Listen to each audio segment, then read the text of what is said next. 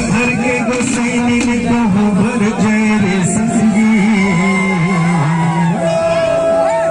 गलत लिखाए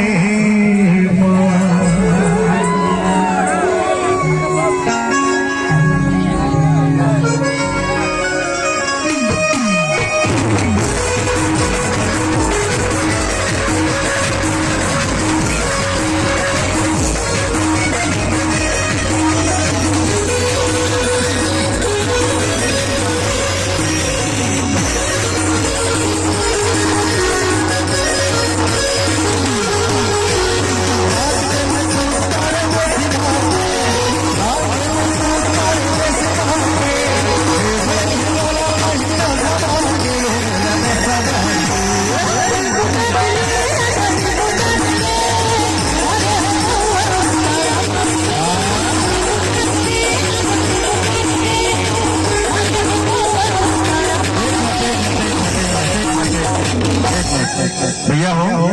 एक मिनट ना आप मन के मन पसंद के गाना चला थे अच्छा लगा थे लेकिन भैया मौला अच्छा नहीं लगा थे मौला अच्छा नहीं लगता सब बैठे हैं तुम्हारे सामने इतना पाँच हो किनारे होता है गाना चले वो बैठे हैं मला देखे इतना पाँच